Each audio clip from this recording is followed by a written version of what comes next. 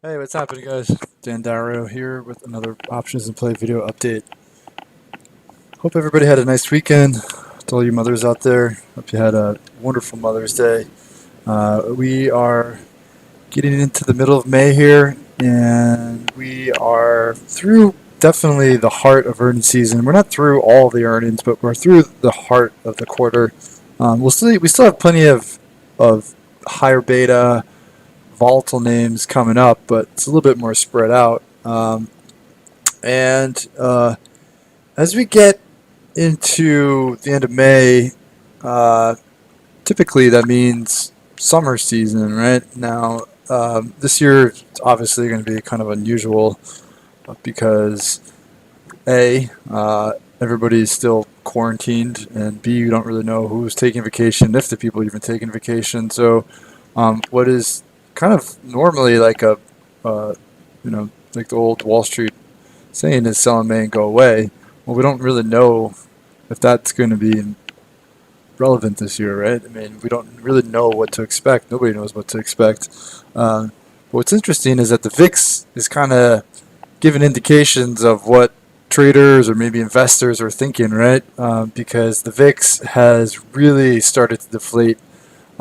We are into like the 20s now, so like the mid to high 20s, right? We got a 27 reading on the VIX, and I mean, like this chart is kind of telling the story, right? I don't know if I'm buying into the whole V recovery thing on the markets, on the averages. I mean, the Qs maybe have their own opinion of that, right? But the VIX, I mean, this is what you draw up when you say a V move, right? I mean, you basically straight move up, and for the most part, straight move down. We haven't retraced the entire move, right? But we have come awfully close to giving back a large majority of it, right? And that's positive in the sense that fear is receding. Again, I don't know if it necessarily makes sense. I'm just kind of pointing out, right, that fear is starting to recede. So that historically means people are kind of putting money back to risk into stocks, right? Which is why you're seeing stocks really start to move. Whether it's tech, healthcare, bios. I mean, you're seeing stocks hit their 52-week high. Like a lot of like leaders are starting to lead again, right? So you have things acting strong, right? The fear is receding, right? And now that we're through earnings, I mean, the news flow is also going to start to quiet down a bit because we don't really have like any of. I mean, we have earnings coming up, but I mean, in terms of like the overall expected news flow, it's probably going to be going on the quieter side, maybe until we get to like June, like the end of June or beginning of July, where we start to see companies guide preliminary numbers again, right?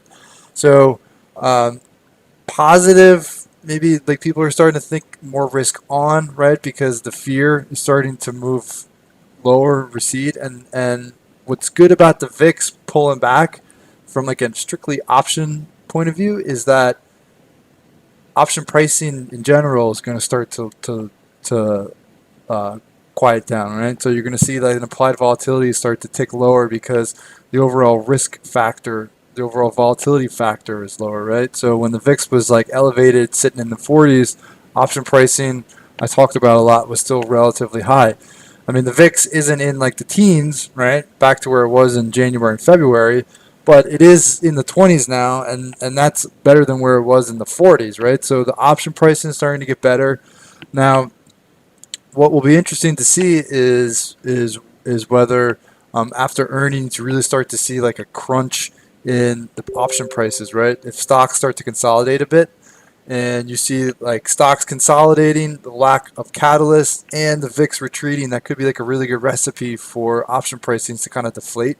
And what's good about that is that it could set up some like great entrances for swing trades, right? Where you can get like options cheap, well, cheaper, excuse me, cheaper than what they were, right? Stocks that have consolidated, so you get like consolidations after long runs, you get cheaper options, and maybe you can kind of position like a month, 2 months out into like the next expected news flow because I'm thinking late June, early July, we're probably going to get a whole nother wave of companies guiding preliminary numbers, kind of similar to what we saw in like March and beginning of April. All right, so things to kind of keep on the radar here. I mean, I don't know what the next 2 weeks, 3 weeks you're going to have in store. I mean, I don't know if this summer is going to be quiet. It's going to be volatile. I mean, stocks are still moving. Ranges are still wide, so it's great for trading. So who knows what the next like month, 2 months, 3 months, the rest of the year is going to look like. But just taking it one day at a time.